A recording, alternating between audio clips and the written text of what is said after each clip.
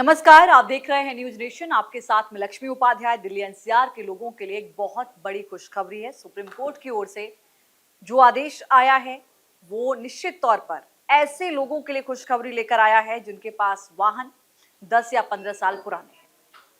जी हाँ, जुलाई के महीने में आपको याद होगा कि वायु गुणवत्ता प्रबंधन आयोग ने no fuel for old vehicle policy लागू की थी, जिसके तहत 10 साल पुराने जो डीजल के वाहन थे और 15 साल पुराने जो पेट्रोल के वाहन थे उन पर प्रतिबंध लगा दिया गया था, रोक लगा दी गई थी।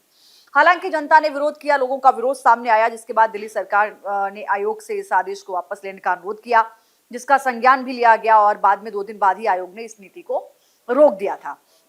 लेकिन अब सुप्रीम कोर्ट की ओर से जो फैसला आया है उसको लेकर फिलहाल लोगों के लिए राहत है। दिल्ली एनसीआर में पुराने वाहनों पर फिलहाल कोई रोक नहीं होगी। सुप्रीम कोर्ट ने यह बड़ा फैसला दिया है।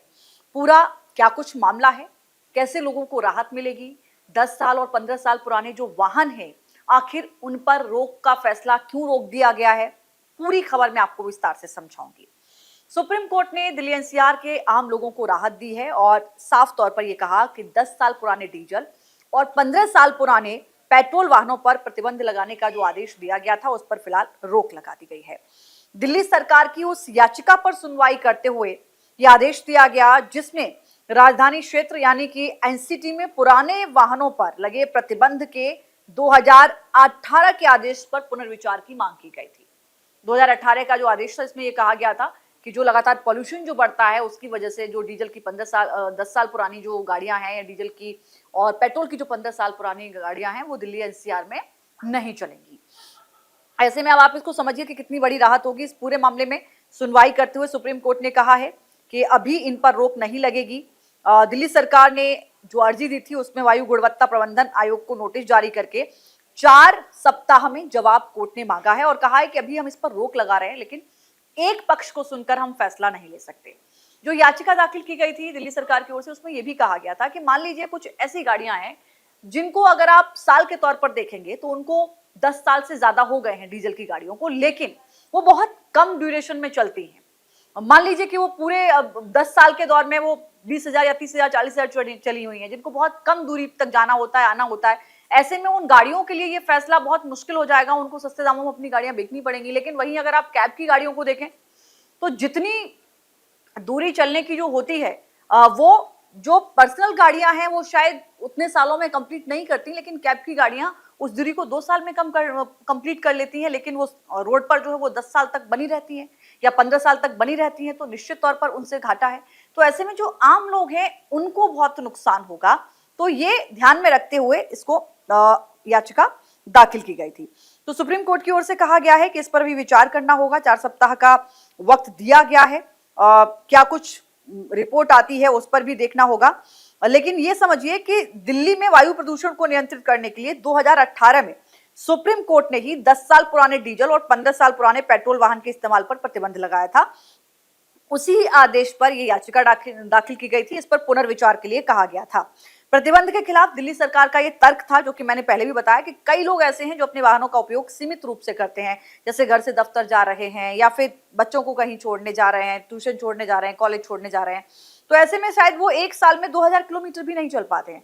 और अगर आप 10 साल का आंकड़ा देखेंगे तो ये शायद मान लीजिए 20,000 किलोमीटर, 40,000 किलोमीटर। ऐसे में इनको जो अपने वाहन बेचने पड़ेंगे तो ऐसे में इनको घाटा होगा। जबकि जो तो टैक्सी के रूप में जो इस्तेमाल होते हैं वो एक साल में ही लाखों किलोमीटर तक की दूरी तय कर लेते हैं। तो ऐसे में ये दिया गया था कि इस पर समीक्षा की जाए। इस नीति पर जो फैसला सुप्रीम कोर्ट ने दिया था उस पर दिल्ली सरकार ने याचिका दाखिल करते हुए सुप्रीम कोर्ट से यह भी कहा कि आपने जो 2018 में जो अपना फैसला दिया था उस पर आप जो है एक बार फिर से विचार करें।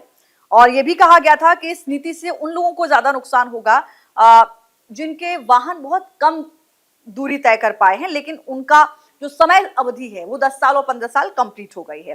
कोर्ट की ओर से यह कहा गया है कि हम दूसरे पक्ष को भी सुनेंगे, फैसला नहीं ले सकते। हालांकि वायु गुणवत्ता प्रबंधन आयोग को नोटिस दिया है। 4 हफ्ते में आयोग क्या कहता है, कैसे इन वाहनों को आइडेंटिफाई किया जाएगा जिनके 10 साल तो हो गए हैं लेकिन उनमें कोई इस तरीके की समस्या नहीं है कि वो पॉल्यूशन को बढ़ावा दे रहे हैं, क्योंकि जो उन्होंने दूरी तय की है वो बहुत कम दूरी तय की है। ऐसे में जिन्होंने बहुत कम सालों में ज्यादा दूरी तय की है तो उनके लिए ज्यादा जरूरी है कि ऐसे वाहनों को आप कैसे चिन्हित कर पाएंगे। तो बहुत बड़ी राहत है ये, खासकर दिल्ली एनसीआर के लोगों के लिए, क्योंकि पिछले दिनों जब जुलाई में ये आदेश फैसला लिया गया था कि जब पेट्रोल पंप पर 10 साल पुरानी डीजल की गाड़ी और 15 साल पुरानी पेट्रोल की गाड़ी जाएगी तो उसको फ्यूल नहीं मिलेगा, उसको पेट्रोल या डीजल नहीं मिलेगा। लोगों ने बहुत ज्यादा परेशानी 2 दिन तक झेली, उसके बाद विरोध किया, फैसला वापस लिया गया। इंतजार इस बात का था, दिल्ली सरकार ने भी कहा कि आम लोगों के साथ गलत नहीं किया जाएगा, हम कोर्ट में जाएंगे, अपनी बात रखेंगे, आम लोगों की परेशानी को रखने की कोशिश करेंगे और इसीलिए आम जनता की परेशानी को ध्यान में रखते हुए लोगों को नुकसान ना हो, इसलिए ये बात रखी गई थी। और कोर्ट ने अभी 4 सप्ताह में जवाब मांगा है। देखते हैं कि क्या कुछ जवाब आता है, उसके बाद क्या कुछ फैसला आगे आएगा, लेकिन तब तक के लिए इस पर रोक है, किसी भी तरीके का कोई प्रतिबंध नहीं है। साथ ही ये भी कहा गया है कि इस अवधि के जो वाहन हैं, उनके जो मालिक हैं, उन पर कुछ भी दंडात्मक कार्रवाई नहीं की जाएगी जब तक अगला आदेश नहीं आ जाता है। फिलहाल के लिए इतना ही। सुप्रीम कोर्ट के इस फैसले को आप कैसे देखते हैं, जरूर बताइएगा।